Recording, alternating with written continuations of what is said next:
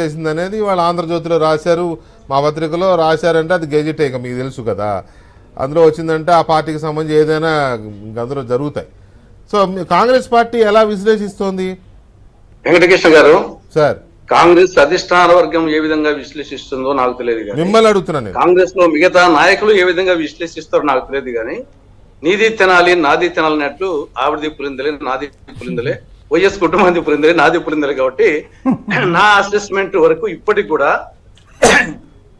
ఒకవైపు వచ్చేసి శర్మిలమ్మ వాళ్ళ తల్లి విజయమ్మ హైదరాబాద్ లో ఒకే ఇంట్లో నివసిస్తున్నారు. ఈ పక్క విజయమ్మ మొన్న వచ్చేసి క్రిస్మస్ పండుగలకు వేడుక సంబంధంగా జగన్మోహన్ రెడ్డి భారతి అందరూ కలిసి ఇక్కడ క్రిస్మస్ పండుగ జరుపుతున్నారు. స్టిల్ వచ్చేసి నాకు ఇంకా డౌటే, మిగతా నేను అధిష్టాన వర్గమో మిగతా వాళ్ళు ఆలోచించడం లేదు. ఇప్పటికీ తల్లి ఉంది, వాళ్ళిద్దరి మధ్య అన్నా చెల్లెళ్ళ మధ్య తల్లి ఉంది. కాబట్టి ఇప్పుడే ఏదో అయిపోయినట్టుగా ఇది కుటుంబ వ్యవహారము, ఆస్తుల వ్యవహారము, తల్లి ఉంది, తల్లి అక్కడ కలిసి జీవిస్తున్నారు, ఇక్కడ కలిసి జగన్మోహన్ రెడ్డికి ముద్దులు పెడతా ఉంది. కాబట్టి ఇది ఏదో మనం అందరం ఊహించినట్టు వచ్చేసి నాకు స్టిల్ ఐఆమ్ 50-50%. కాబట్టి పూర్తిగా ఏదో చేరిపోయింది చెప్పిండొచ్చు, కానీ స్టిల్ ఐఎమ్ డౌట్ఫుల్ చెప్తున్నాను. ఎందుకంటే తల్లి మధ్యలో ఉంది కాబట్టి, ఇది ఆస్తుల వ్యవహారం కాబట్టి. ఇది నంబర్ 1. ఇక రెండవది, ఇది నంబర్ 1 కాదు, నంబర్ 1 నంబర్ 100 చేశారు మీరు. రాహుల్ గాంధీ గారు ఖర్గే గారు చెప్పారన్న తర్వాత మళ్ళీ మీకు 50-50 అని మీరు అన్నారంటే చేర్చుకునేది వాళ్ళు, చేరేది ఇవిడ కదా. అవును, చేర్చుకునేది వాళ్ళు, చేరేది చేర్చుకునే వాళ్ళు చేసేది, చేర్చుకునే దానికి సంసిద్ధం. దాంట్లో వచ్చేసి ఎవరు వచ్చినా కానీ ఇక్కడ చేరే వాళ్ళు చేరితే కదా చేర్చుకునే వాళ్ళు చేసేది, లేకపోతే ఏం చేస్తారు చేర్చుకునే వాళ్ళు. ఓకే. కాబట్టి రెండవ విషయం, ఈడ ఏదో వైఎస్ కుటుంబం లేకుంటే ఈ రాష్ట్రమే లేదు, వైఎస్ కుటుంబం లేకుంటే ఈ కాంగ్రెసే లేదు, ఈ లోకమే లేదు అనే విధంగా ఒక చర్చ జరుగుతుంది. కరెక్ట్ కాదు. ఎందుకంటే ఆ వైఎస్ కుటుంబానికి నాణానికి బొమ్మ బొరుస ఏ విధంగా ఉంటాయో విజయాలు అపజయాలు కూడా ఉన్నాయి ఆ ఫ్యామిలీకి.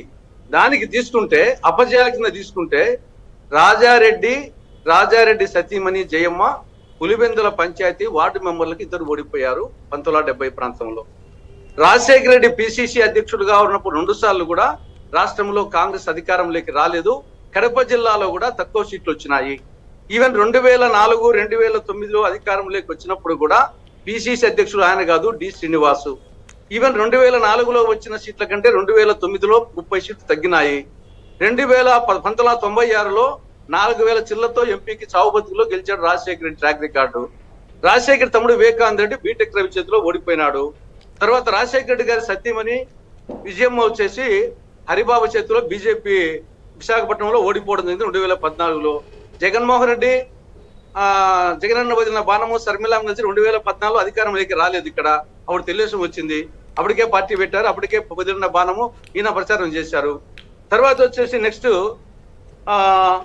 విజయమ్మ తర్వాత శర్మిలమ్మ వచ్చేసి తెలంగాణలో పార్టీ పెట్టింది, పోటీ పెట్టలేకపోయింది. కాబట్టి జయాలు ఎన్ని ఉన్నాయో విజయాలు అపజయాలు ఉన్నాయి. కాలం కలిసి వచ్చినప్పుడు అందరికీ కలిసి వస్తుంది, కాలం కలిసి వచ్చి నడిచొచ్చి కొడుకు పుడతాడు, కాలం కలిసి రాకుంటే పైపెంచే పామే కలుస్తుంది. కాబట్టి అది ఏదో వచ్చేసి మొత్తం శర్మిలమ్మ వస్తానే వచ్చేసి ఇంకా ఆవిడ లేకుంటే కాంగ్రెస్ లేదు. నేను చెప్తాను, రేవంత్ రెడ్డి పిసిసి అధ్యక్షుడు అయినాక కూడా కర్ణాటక ఎన్నికల కంటే ముందు ఈరోజు రేవంత్ రెడ్డిని ఆకాశానికి వచ్చేస్తున్నారు. కానీ అదే రేవంత్ రెడ్డి పిసిసి అధ్యక్షుడిగా అయిన తర్వాత కర్ణాటక ఎన్నికల ముందే జరిగినటువంటి హుజూరాబాద్ మునుగోడు ఎన్నికల్లో డిపాజిట్ పోయింది. దానికి ఎవరు సమాధానం చెప్తారు వచ్చేసి. కాబట్టి అనేక అంశాలు కలిసి వస్తాయి ఎన్నికలు పుట్టినప్పుడు.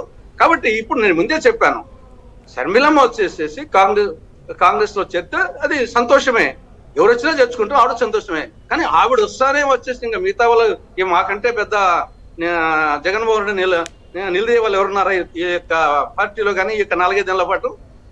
కాబట్టి ఆవిడ కంటే మాకేమైనా అవగాహన లేకపోయినా ఆవిడకున్న అడ్వాంటేజ్ కొన్ని ఉన్నాయి.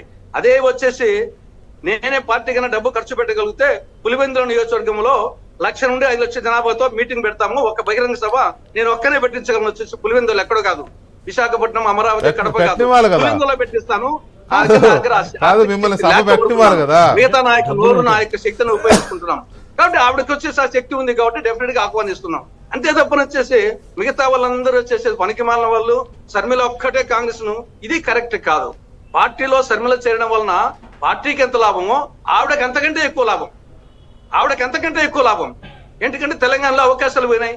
ఇంకా రాజకీయంగా ఉండాలనుకుంటే డెఫినెట్ గా ఆంధ్రప్రదేశ్ రావాలా, ఆంధ్రప్రదేశ్ రావాలంటే సొంత పార్టీని పెట్టాలా, అన్న పార్టీలోనే చేరాలా, కాంగ్రెస్ పార్టీలో చేరాలా. కాబట్టి సొంత పార్టీ పెట్టుకుంటే పరిస్థితి తెలంగాణ ఎపిసోడ్స్ చూశారు, అన్న వచ్చేసి రావడం లేదు. కాబట్టి కాంగ్రెస్ పార్టీకి అవసరం ఉంది, వస్తా ఉంటుంది. కాబట్టి కాంగ్రెస్ కి ఎంత మేలో ఆవిడకు కాంగ్రెస్ వల్ల అంతకంటే మేలు. కానీ అది పక్కన పెట్టి కాదు కానీ కాదు గారు ఒక మాట చెప్పండి. కాదు ఇప్పుడు మీరు చెప్పిందంతా వింటే నాకు ఎందుకో తులసిరెడ్డి గారు కరెక్ట్ కాదంటాను. Right agreed. కానీ ఒక్క మాట మీరు ఇంతసేపు చెప్తుందంటే నాకు ఒక్క చిన్న డౌట్, అది చిన్నగా ఒక్క మాట చెప్పేయండి. ఏంటంటే అంటే మీరు రెడీగా ఉన్నారు కానీ చేర్చుకోవడానికి, ఆవిడ వైపు నుంచి ఇంకా సందేశం ఏం రాలేదా నేను చేరుతానని కానీ, రిక్వెస్ట్ సందేశం అంటే రిక్వెస్ట్ ఏం రాలేదా నేను చేరుతానని కానీ, ఇట్లాంటిది ఏమి రాలేదు ఇంకా? చేరినంత వరకు నాకు డౌటే. ఆవిడ వచ్చింటారు ముందే, ఎందుకంటే ఆల్రెడీ పోయింది కాబట్టి ఢిల్లీకి పోయింది. సోనియా గాంధీ గారితో, రాహుల్ గాంధీతో, ప్రియాంకతో బ్రేక్ఫాస్ట్ కూడా చేసింది. కానీ ఇంకా చేరలేదు.